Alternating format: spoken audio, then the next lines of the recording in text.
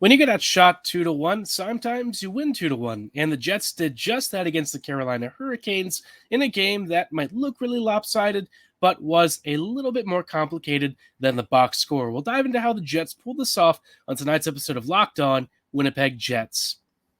You're Locked On the Hockey Jets, your daily podcast on the Winnipeg Jets. Part of the Locked On Podcast Network, your team every day.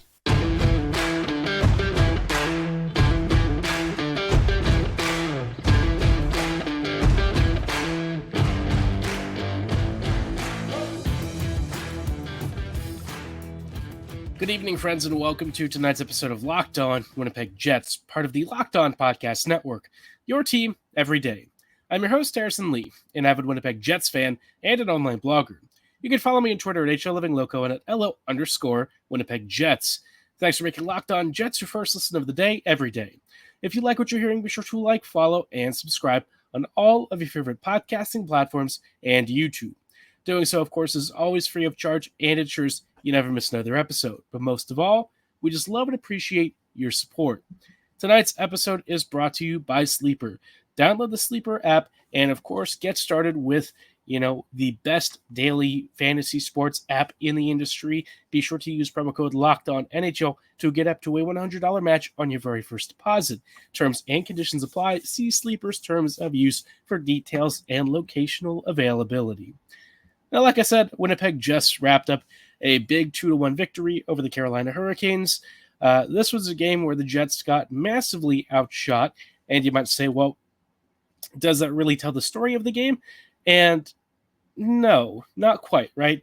The Carolina Hurricanes came into town with a bit of a, I would say, spotty record this year. By our standards, obviously, this team is still very good. They're like second in the Metro Division. They have won quite a few games. And, the recent run of form that they've had, they've beaten some pretty decent squads, right? So the Canes, they are still dangerous, still a tough opponent, and the Jets were always going to have a tough time. But in this game, it was kind of interesting because the first period, the Jets really struggled to do much of anything, right? For the first 10 to 15 minutes, Winnipeg didn't even record a single shot on goal.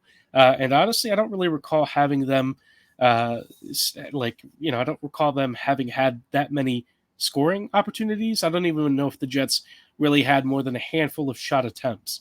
For the most part, what we saw was Carolina repeatedly peppering Laurent Brossoit in net, and they were the ones who were leading the shot clock, something like 11-0 by minute 12 or 13. So, yeah, you'd look at that and you'd say, well, that's pretty bad. And you're right.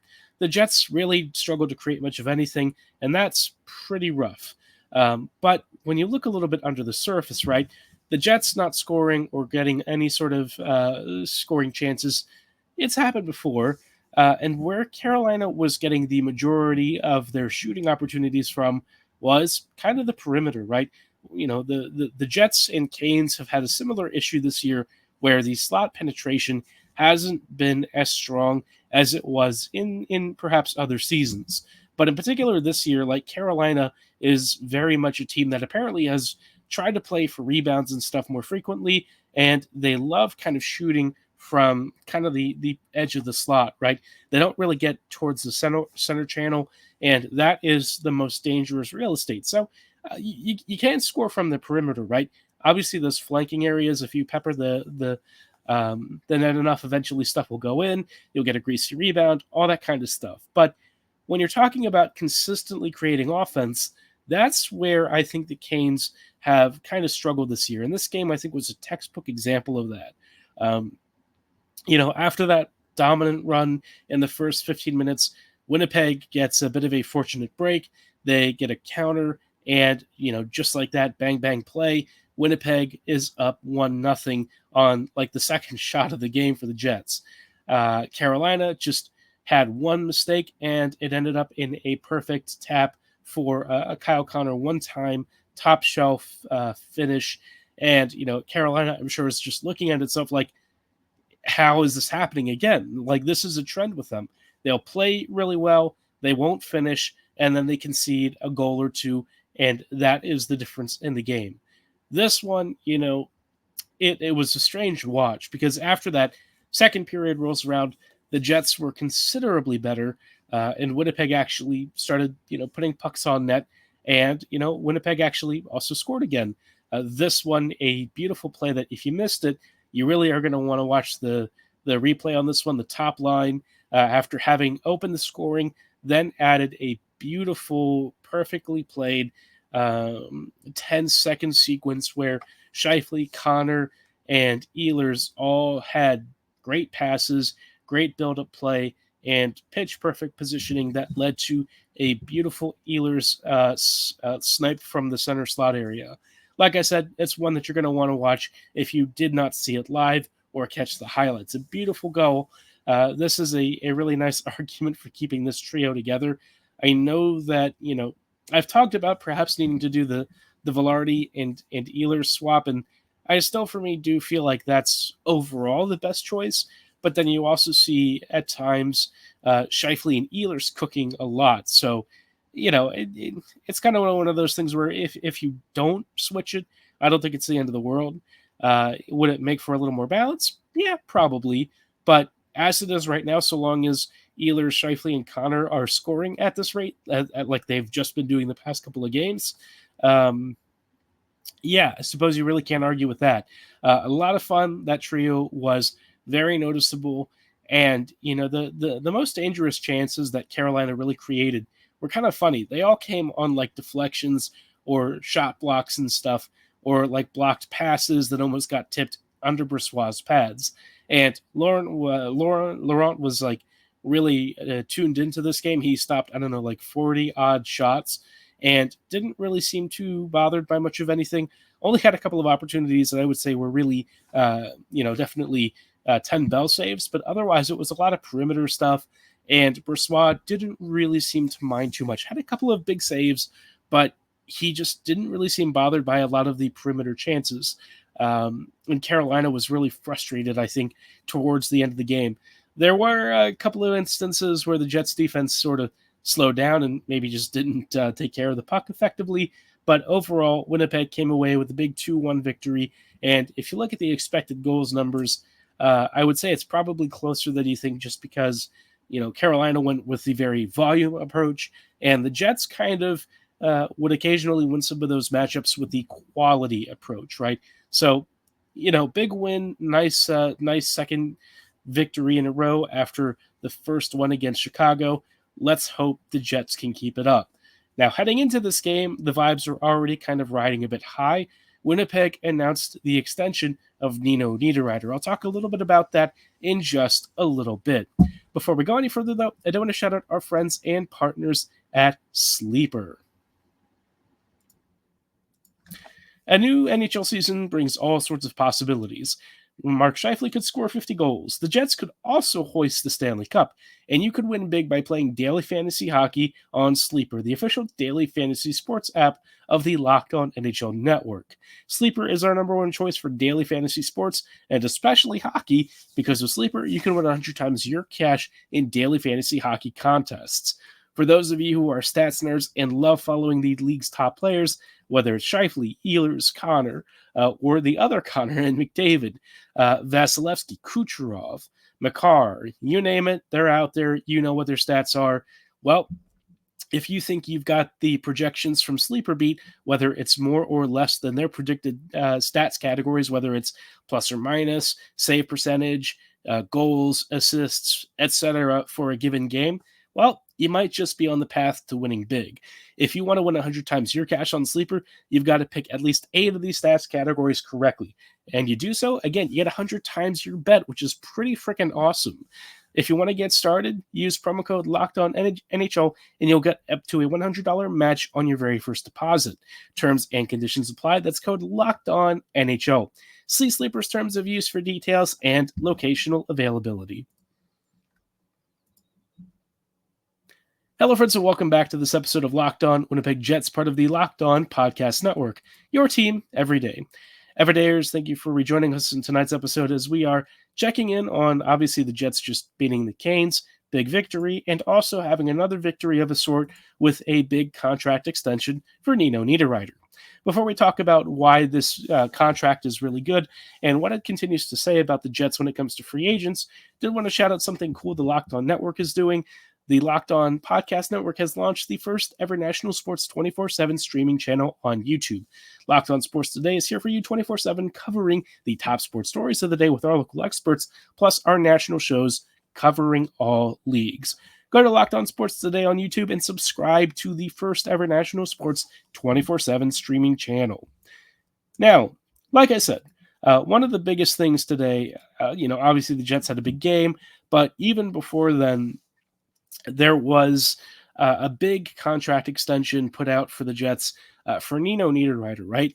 And we've all been talking about Niederreiter for the past couple of weeks because he's been a really important player for this team. And there were rumors that, well, I guess not really rumors. It was actually pretty publicly known that the agents for Nino were in contact with the Jets. There were conversations, and there was progress towards some sort of an extension, right? And after Hellebuyck and Scheifele resigned, you kind of feel like, well, you have two of the core pieces down and locked up. Maybe other people are going to want to start staying. And apparently Nino agreed and actually felt like that was one of the catalysts for him staying. He has signed a 3-year deal for $4 million per season, which is, for me, a fantastic value contract. I was already a big fan of Niederreiter before he came to the Jets, and I felt like he's one of those guys that over the last few years I've continually talked about as being a trade target, right? Nino is, very hard-nosed, physical, but he's also like a legitimately skilled forechecker and somebody who brings a great finishing touch and a creative presence while also offering some surprising defensive value, especially when paired with guys like Lowry and Appleton. That unit has worked a real charm, and now the Jets basically have Nino for the duration of probably his remaining good years. 3 years is also really ideal because you have kind of this window, right, with the Jets. And I feel like, obviously, we have a number of prospects who are going to start filtering in over the next few years. And those guys are going to eventually become, well, the hope is big-time Jets players. But before then, they're going to have to fill in kind of more depth roles, right, until they start carving out bigger NHL roles, which kind of means that in between, you're going to have some quality veterans. And while the Jets are still hoping to contend in this window, Nino for 3 years is a ton of surplus value. And the $4 million cap hit is like nothing. This is super cheap. And like, it's not, I wouldn't say it's, dirt cheap, because it's not, but relative to the kind of value that you're getting from Nino, for me, it was like a no-brainer. The fact that the Jets kept the AAV so low is really a great job from Chevy. And I'll say overall, I think it's pointing to this trend recently where Winnipeg is investing in the right players. Obviously, not everything this team does is ideal. But, overall, I would say between like this past offseason, the trade that the team has made, and the new contract extensions, I like where the team is going. I think they're making a lot of really good decisions. There's only some stuff tactically, on the coaching level that I maybe want to change. But other than that, roster-wise, it's hard to complain. And for me, it starts to paint a picture of the Jets maybe being capable of taking a big swing towards the trade deadline. I really feel like, seeing the Zadorov price and some of the other potential trade targets that are out there, the Jets might be able to come away with a big upgrade without breaking the bank. And even if the Jets do kind of have to spend a bit, Winnipeg has like a position of strength to deal from, especially with futures for like the first time in a while. This is also a season where I'd say it's legitimately worth the Jets thinking about swinging big, because I know people will say, well, you want to keep your futures for the future. And that's true. But I think for the Jets, right, they are wanting to contend right now. They're good enough to contend right now, especially with like 2 upgrades, I would say, like a forward and a defender, and you're really cooking with gas. And maybe even one of the defenders comes internally. That'd be pretty cool. A forward, if you bring in externally, could be a really big add. And, this team is in a weak conference. And with the West not being all that great this year, that kind of opens a lot of doors for the Jets. I really feel like Winnipeg has more freedom to move. And I feel like if ever there was a season where I felt confident in the Jets' ability to do something big and really make some chaos, right? Even more so than last year, this would be it. And with so many guys reaffirming their commitment to Winnipeg, reaffirming their commitment to sticking around and doing all that stuff, I'm a lot more positive on the direction of this team than I thought I was going to be. But after the Dubois trade, I just feel like that really changed everything. It kind of set the tempo for the rest of the season and really has kind of set the tone for the next 3 to 4 years. The additions of Velarde, Iafallo, and Kupari have really changed how this team is formatted, and it finally also gives the Jets some real argumentative backbone when it comes to trying to take and keep some of their biggest talents. So overall, I got to say the front office has done a really good job. This is not something that I've always said in the past. So the Jets have earned that praise. They've done a really good job, and it'll be curious to see how they handle the next really big piece of news, which is the announcement that it looks like the cap is going to go up to 87.7-ish million next season. We'll talk about why the Jets are particularly well positioned to handle this and kind of take advantage of this in just a little bit. Before we go any further, though, I do want to shout out our friends and partners at Indeed. When you're drafting your fantasy team, do you ever wish you could do the same thing when you're hiring a business team? Well, if you're building a roster to win the league, you need Indeed. Indeed is the hiring platform where you can attract, interview, and hire all in one place. Don't spend hours on multiple job sites looking for candidates with the right skills when you can do it all with Indeed. If you hate waiting, Indeed's US data shows that over 80% of Indeed employers find quality candidates whose resume on Indeed matches their job description the moment they post a sponsored job. Obviously, for those of you who have ever actually applied as an employee looking for work, I've used Indeed myself, and I thought it was a really powerful, very convenient tool. And, for all of you employers out there, they've got great tools like instant match, assessments, and virtual interviews. They want to make the process as easy as possible. And, they also want to save you time and money because they know that as a small business, you are probably needing to make the most of every single dollar. So Indeed knows that when you're growing your own business, you have to make every dollar count. And that's why with Indeed, you only pay for quality applications that match your must-have job requirements. To get started, visit Indeed.com/lockedon and get hiring now. Just go to Indeed.com/lockedon. Indeed.com/lockedon. Terms and conditions apply. Cost per application pricing is not available for everyone. Need to hire? You need Indeed. Hello, friends, and welcome back to these closing thoughts on tonight's episode of Locked On Winnipeg Jets, part of the Locked On Podcast Network. Your team every day.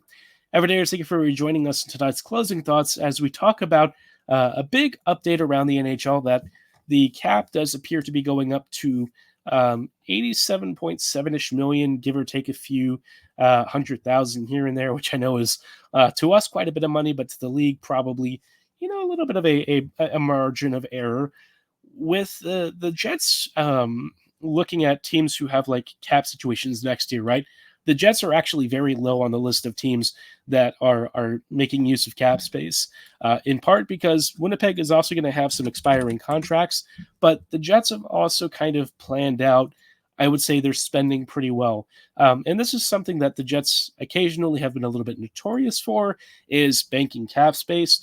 I think in Winnipeg's case, with the Jets being where they are and who's going to need extensions, Winnipeg has generally played their cap situation pretty decently. I think where things are going to get a little bit sweaty is after 24. That 24-25 season is going to be the last year where a lot of guys are under contract. And then the following season, things are very much up in the air. We're going to have quite a few RFAs. We already have a number of RFAs after this season. One of the biggest ones is going to be Cole Perfetti. And with the cap going up, I kind of wonder what Perfetti's thoughts are. I know that Cole under Bones hasn't played enough in my mind. I think, for a guy who apparently is on pace for like 70 points, despite playing like 14 minutes, that right there should just be mind-boggling to anyone who hears that, because no one else who plays that few minutes a game is anywhere near 70-point paces. Like, that just doesn't happen. And it really speaks to the fact that Perfetti is, quite honestly, an elite player. I've always maintained that I felt that he was one day going to be a superstar. I know that that's kind of like saying, oh, is it really that bold of a claim? But I think with Perfetti, he had a couple of really interesting cosmetic issues that people had really singled him out for. People said he was undersized, he was too slow skating wise, etc. And some of those things are a little bit true. He's not the biggest player, and certainly the skating speed is noticeable on like breakouts. But because he's such a skilled playmaker, he knows how to work within his constraints. He's a super brilliant player. And for me, I'm like pounding the table to lock him up long term.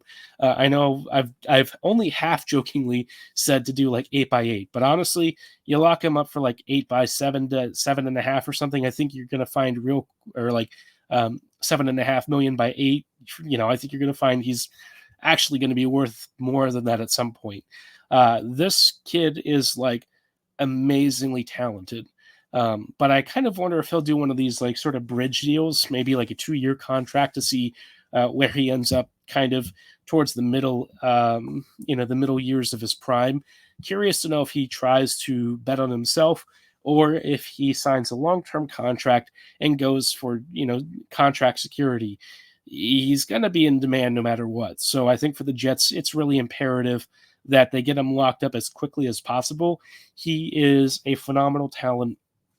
And for the Jets, right, because they have done well long-term and they haven't like wrapped up as much money in really bad contracts after getting out of the Wheeler one and locking down Scheifele and Hellebuyck for the foreseeable future, things are relatively okay. Where I do have some questions is kind of what you do with Connor and Ehlers. My gut instinct is that they both come back, but I don't know what the numbers look like yet. And with Ehlers, it'll be especially interesting because he's missed a lot of time thanks to injuries. He's looked really good since coming back from injury over the past several weeks. But, as he gets closer and closer to 30, you wonder how many more of these injuries can he really take before he starts slowing down. And you ask yourself, what is the term and contract value that you feel is comfortable to work with? And I don't know that answer, to be honest. I've kind of thought about it several times, but what I will say is the Jets are going to be in a good position to at least figure that out. Winnipeg is going to have quite a bit of money coming off the books, and it'll be interesting to see who they want to keep out of the depth players. I think in a couple of seasons, Nemestikov will probably move on. You're going to have lots of middle six guys filtering in. Nikita Chibrikov is going to need a big role with this team. I think he's primed to be a quiet star for this Jets squad. He's already been lighting it up with the Moose. I know people haven't really been talking about him as much, but I promise you Chibrikov is a name you're going to want to remember because like when he hits the Jets, I think he's going to be a really, really friggin' good player. I think also, Morgan Barron and Mason Appleton are kind of in this interesting fringe. I suspect Barron will come back. Appleton, I kind of feel like when his contract runs out, he's going to maybe ask for more than the Jets would feel comfortable paying. I think the big thing for Winnipeg is like if they get and convince guys like him to stick around on cheaper deals because they want to have cap space to sign and lock up their core, I could see that working out. But I don't know if the Jets have the street cred to do that yet. And, even with Hellebuyck and Scheifele and Niederreiter offering pretty fair contracts for their value, and still leaving the Jets room to make moves and stuff, I don't know if everyone else agrees with it.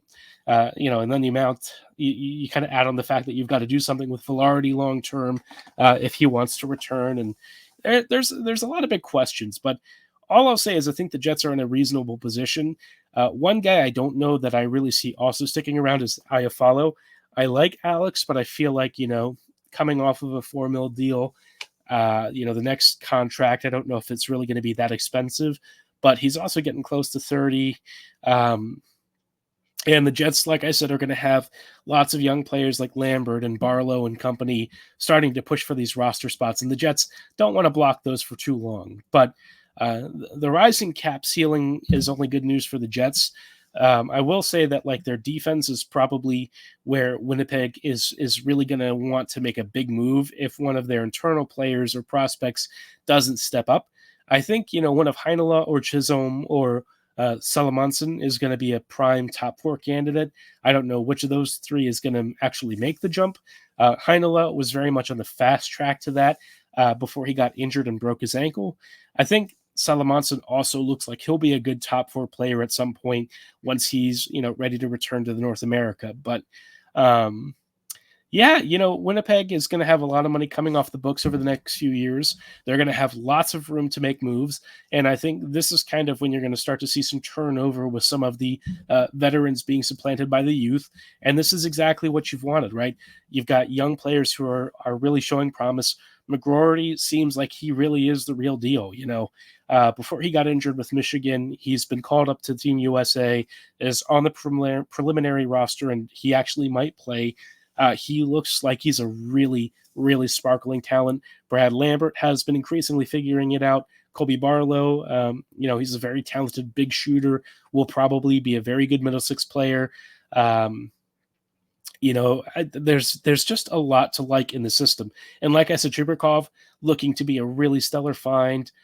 It's actually fun to think about how much forward depth in the prospect ranks the Jets now have. So I'm optimistic. I think the Jets have lots of room to sign players. They've got lots of room to make moves. And because they've been very diligent about how they distribute their wages, how they accrue cap space, and they kind of work around the LTIR stuff, they've done a very good job of leaving themselves plenty of room, including this season, to make a big acquisition. So let's hope the Jets swing big. I really feel like this team is on the pathway to something special. But let me know how you feel about that and what you think of the Jets' financial situation. Do you think the team swings and goes for someone big? Who do you think they'll target? Drop your thoughts in the comments below or at my social medias at HLivingLoco and at LO_Winnipeg Jets. For tonight's show, though, that is going to be all the time that we have. Thanks so much for listening and making us your first listen of the day every day. We'll be back here tomorrow with some more coverage and some preview stuff for the next Jets game. And like I said, that's all the time that we've got for tonight. Have a great one. And as always, go Jets go.